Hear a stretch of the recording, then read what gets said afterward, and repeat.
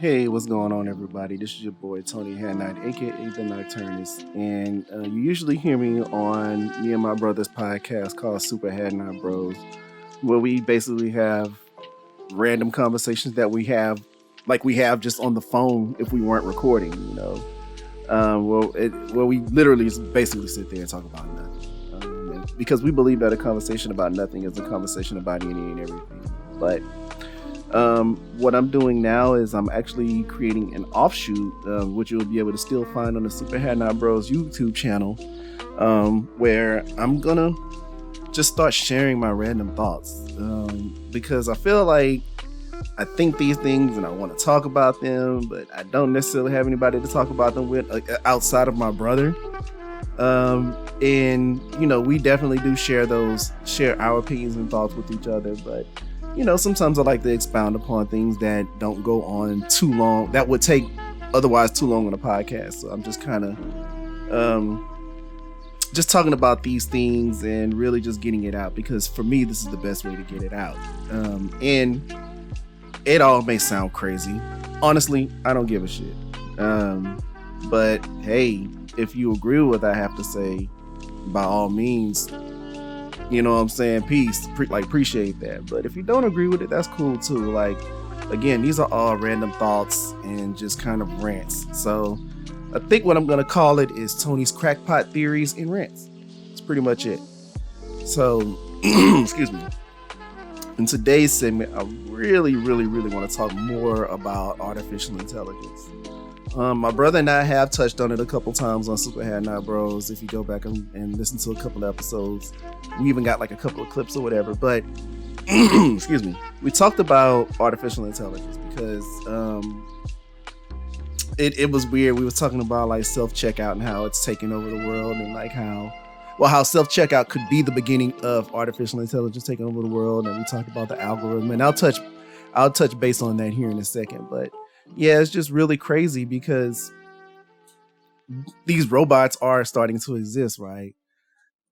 There's the one robot named Sophia. You can read it. You can find videos about her on YouTube. She's been on Jimmy Fallon. She's been on talk shows. She's spoke at the UN, I believe, and she's this program that was she's this robot that was programmed in Hong Kong or Korea, or I want to say somewhere in Asia.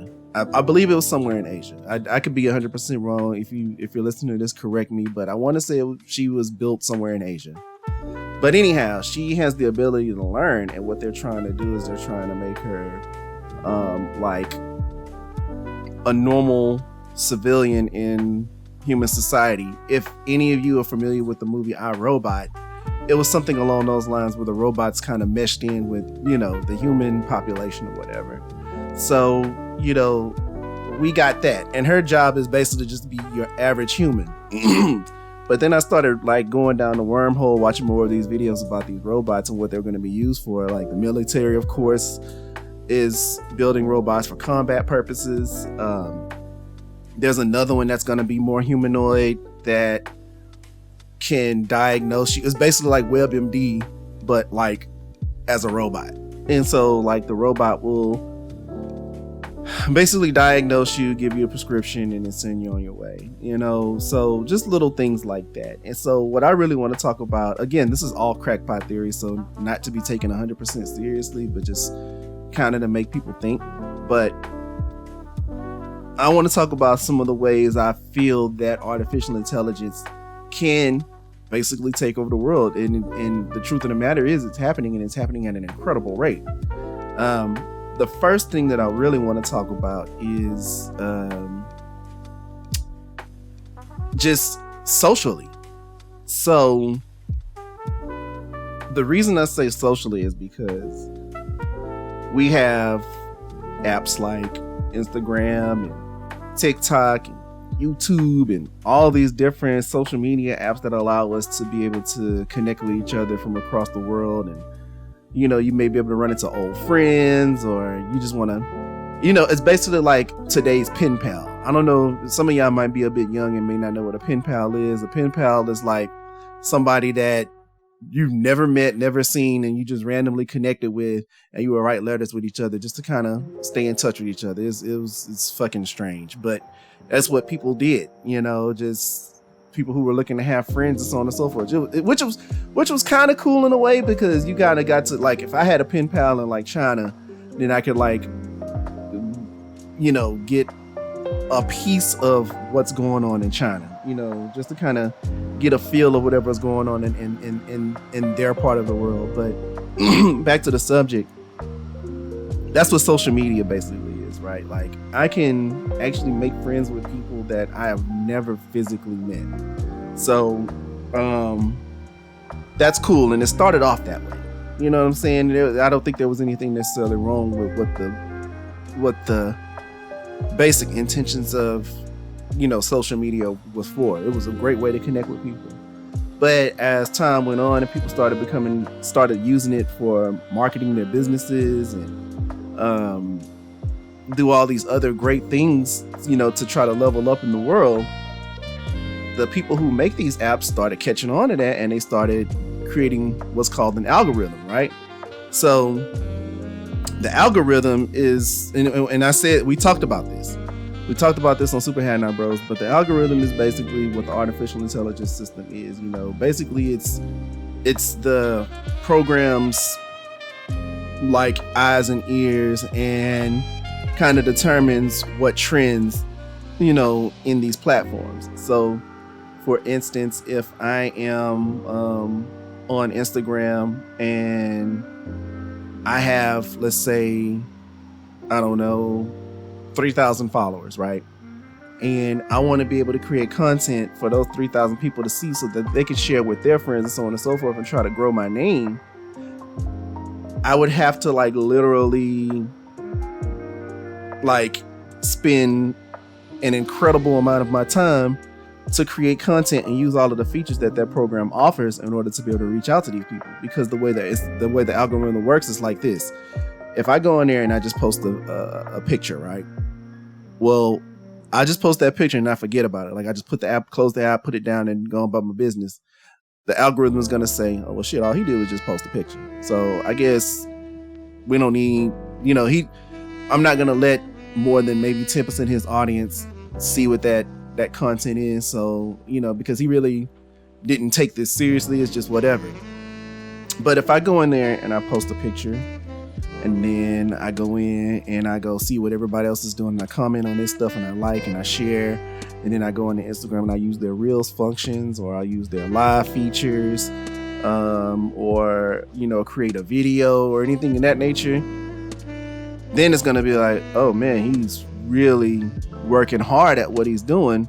All right, bet let me go ahead and showcase his work, because I think people are going to love this, because he's putting a lot of work into it. Like, that's how the algorithm works. It really sees the work that you're putting into it. So when you do that, then it exposes you to more people. And then once it exposes you to more people, you have the potential to go viral or whatever, right? That's how it works. So, of course, my crackpot theory in that sense, from a social level, is I feel like it wants us to become slaves to it, and I'm not saying in general to everybody who just uses social media, but for those who really want to want to have a certain level of notoriety, right? Like, if you're looking for a lot of validation or clout or whatever, that's who it's targeted for, because it knows that these people really will do whatever it takes to get there. And so it's gonna like basically say, well, hey, if you want to be famous, or if you want to be popular, or you want your business to thrive, quote unquote, then you have to do all of these different things. And so that's what I said in the podcast, by saying like the algorithm just wants us to become slaves. So that's one way artificial intelligence can kind of, overthrow us. It's going to enslave us, not necessarily physically, but it definitely gets us mentally. It makes me think about like all of those different episodes of Black Mirror. Like, every episode of Black Mirror is like kind of based in that, where,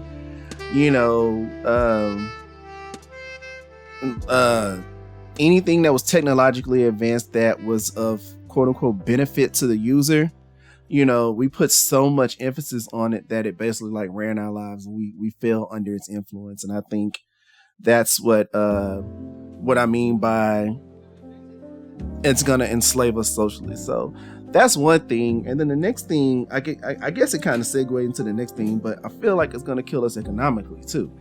I mean, have you noticed? And I even find myself guilty of it. I'm not taking myself out of this conversation because I'd be a hypocrite by saying that I don't do it. I mean, I'm using social media platforms to run our podcast, for crying out loud, and my photography business. But I feel like it's going to kill us economically too. One, because I think people are starting to equate the amount of followers they have to money, because and I'm not saying it doesn't work. The way it's built is that once you get to a certain level on social media and you gain so many followers on social media, you do begin to get a bit of notoriety and so on and so forth. And you can start to monetize your content and you can get sponsorships and so on and so forth. I'm not necessarily mad at that, but I think that people who don't necessarily delve too deep into social media understand that, and they use it specifically to grow their business, not to just gain clout. Because there are a lot of businesses out here who have a lot of money and don't have a fuck ton of followers. You dig what I'm saying? But I think people get it misconstrued because they see, the influencers, quote unquote, out here getting their following up, and now they're in Dubai. They see them in places like Dubai, and they see them in these situations that are, quote, like we would consider to be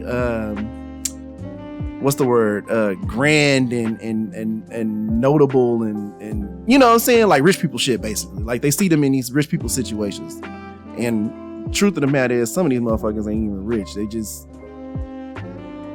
that's a whole different thing. But really and truly what I mean by economically is like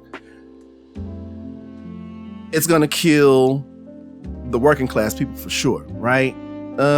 Because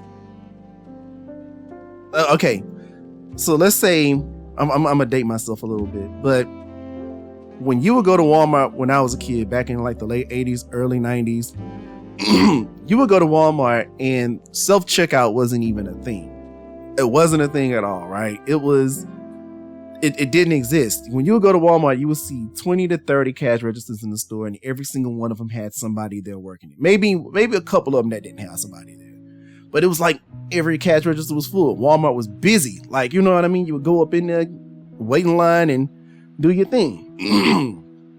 But then self-checkout came out. And I think self-checkout came out in the maybe late 90s, maybe even later than that, maybe early 2000s. I can't remember exactly when, but it's not an old thing. But self-checkout came out. And so when that came out, we was like, oh, that's cool. It's convenient, or whatever. And, it would be for people who have like small orders, 10 items or less or whatever you want to call it. But as time went on, you started to notice that you started seeing more self-checkout than you saw cashiers at the registers. And it's so crazy now because you can still go to Walmart and see those 20 to 30 registers and only 2 or 3 people working the cash registers. So like everybody's literally going through self-checkout, unless you just have like an incredibly large order, which is what those 2 or 3 people are there for.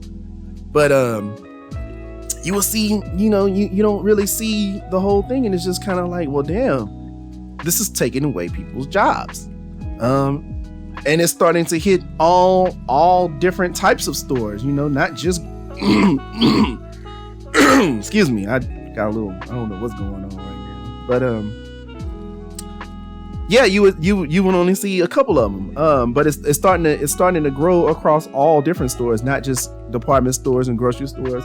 Like I went to Michael's the other day with my wife, and they actually are having self-checkout. You would never think that a place like Michael's will have self-checkout. CVS has self-checkout. Hell, I'd be shocked if I start to see Dollar Tree or any of the dollar store with self-checkout. Like, basically what I'm saying is that self-checkout is taking away people's jobs, right? That's one way it's killing us economically. And again, I'm not good. I use self-checkout. I understand the convenience of it, but like just thinking about it, it just makes me say, okay, well, damn, artificial intelligence is gonna, it's, you know, you can't beat a computer because a computer doesn't get tired. Yeah, I mean, it may malfunction, but that's what they have people there to fix it for, right? But at least it malfunctions now. It's gonna get to a part where it won't malfunction. It'll just be fucking alive. But no, that's one way it kills us economically. Two, like it goes back to the whole apps thing. One app that's like trending right now that I see is Lensa, where people can take you know, a bunch of selfies in their phone, put it in this app, and then let this app turn it into like these like really beautiful works of art. Not gonna take that away from them. Like aesthetically, they look amazing. You know what I mean? Just really, really, really, really beautiful pieces of art that people are creating in this app. But the thing is that painters, graphic designers, illustrators, people who can do the exact same thing, now they're running out of work. And so it really kind of sucks because I mean, I myself am a creative, and I'm just looking at it like, man, that's taking food out of people's mouths. You know, and granted, if you want to use it to have fun and so on and so forth, that's cool. But people are starting to use this app to create these artworks because now they can use it to market their brands and so on and so forth. I mean, I've seen everybody from your everyday common person to celebrities using this thing. So that just goes to show the magnitude of what this app can do, right? And how it can influence and affect people. But again, it's taken away from the artist. And now if the artist doesn't have a job, now he can't feed his family, which kind of breaks the economy. And when I'm saying the economy, I'm thinking about the working class person, us who use these apps, right? Like it's killing us. And I know people are going to be like, oh, well, you know, that's not my problem that the artist is starving. He just needs to find something else to do. But the thing of the matter is, now you're taking away that passion, that thing that person loves to do, and his livelihood to give to this app. That's killing his job. But then also on the flip side of that, just think, what makes you think that it's not coming for your industry? I already mentioned earlier that doctors are going to need to be kind of watching their backs now, because they do have robots out here. They're working on robots that can diagnose, you know, people's illnesses and give them medicine. You know, what do you need a doctor for if that's going to be the case? It's almost like I don't know if anybody, I'm a bit of a nerd, but I don't know if anybody's ever played the Mega Man series. If you know the Mega Man lore, there's Dr. Light, who created these robots, and then there's Dr. Wily. Dr. Light was the guy that created the robots that had certain functions. Like you would have Gutsman, who was for construction, or you would have Cutsman, who would go out and do deforestation. And you know, all these robots that had a sort of motif to do certain functions in the world. Well, Dr. Wily stole those robots out of jealousy of Dr. Light and used them for bad, and they took over the world. That's the whole thing. That's what people are doing now with these robots on the Dr. Light side of things, right? They're creating these robots to do all these different functions. So if these robots are able to go out here and do all of that, where does that leave us? You dig what I'm saying? Like, where does that leave us? That leaves us kind of assed out and having to fend for ourselves. You know what I'm saying? So that's where it makes me think that it's going to kill us economically, because, you know, it is going to break us, and it's going to take food away from our family's mouths. And then we're going to go back to the dark ages. You know what I'm saying? We're going to have to go hunt our food. We're going to go have to till our land, which, I mean, ideally that's how we started off, right? But nobody's built like that anymore to be able to do that kind of stuff. That's like a something that we're going to have to learn all over again. Like those little things that we take for granted, we're going to have to basically relearn all these different skills to survive. Like if you've ever watched Terminator, the Terminator series, that's what it all was. Skynet basically like became this artificially intelligent, sentient, what's the entity, I guess, and it overthrew humans. And then the humans that were left, they had to basically become the resistance to fight these robots off, to basically prolong our species. Those are the things you kind of have to think about with this kind of stuff. But there was something else I wanted to say before I went all off into Terminator. What was it? Robots taking our jobs, economy. Oh yeah, so I watched this video on YouTube where Pharrell was having a conversation with Vince Staples' family and his white dude. I can't think of his name right off, but they were talking about like the pros and cons of it, right? Of artificial intelligence, and how, we fear these things. And Pharrell actually made a good point, because family was basically saying like, well, the robots, if they're going to come, then why do they need to come? I don't like the idea of robots coming this way. And Pharrell was like, well, you got to learn, if you can accept the fact that you have a smartphone, then you have to be able to accept that if you can accept the benefits of what a smartphone can do for you, then you have to be able to accept the bad that comes with it. So if, you fear the idea of these robots or artificially intelligent creations or whatever you want to call it, if you fear them taking over the world, then we need to dismiss all of this technology altogether. So it's either you have to take it or leave it.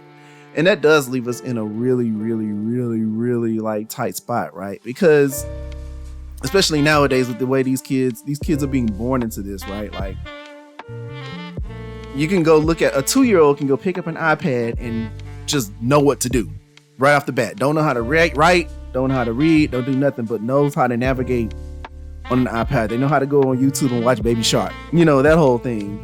So it's like, for us who are born before, truly, honestly, before the 90s, for those of us that were born before the 90s, we kind of understand how these things can benefit us, but also how they can kind of fuck us up, right?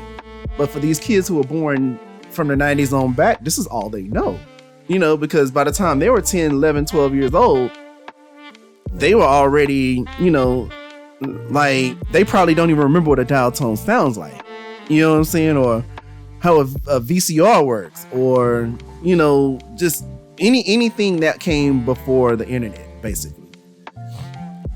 So, yeah, man, it's a scary thing, but it's also like, how can we live without it? Because that's basically what we use to run the world. You know what I mean? It's just like, I don't even think hard copies are even a thing anymore. People probably print stuff out, but it's getting filed away and it's probably growing mildew or something somewhere. You know what I mean? Like, everything is being stored in a computer. So like, all of this data, and then another thing, like the internet, these phones, they have cameras, they have audio recording, they have all of these things. It's also just another way for us to be watched. Like, the whole Big Brother aspect of it, that's scary. Like, it invades our privacy. You know what I'm saying? Like, IP addresses, the camera on your laptop, like all of those things, just because you're not using it doesn't mean that it's not active. And so these machines, these devices are still, recording, like even what I'm talking about right now, I'm being recorded, you know what I'm saying? But I'm not saying this is the theory. This may not ever happen, but it is something to think about, So, I don't know, man. It's a weird thing. I do think that that AI is somewhat of a convenience. I'm not going to sit here and lie and say that it's not, but at the same time, I can see where it can be of detriment to like the human race. And if we do not handle it accordingly, or whatever, you know what I'm saying, there could be a good chance that it's going to become so sentient that it could overthrow us and, have us grabbing on offenses like Terminator and burst into flames. So that's basically my rant for this particular segment. If you agree with it, hey, like the video, share your thoughts. If you disagree, put it in the comments and say why. At the end of the day, it's all just a theory. So, man, I appreciate y'all for listening. And also, check out Super Hadnot Bros podcast if you haven't checked it out yet. We talk about some really cool stuff on there. Be sure to subscribe to the YouTube channel and all that good stuff. And man, yeah, until next time, which I don't know when that's going to be because this is all experimental. I'll catch you then. So yeah, peace out.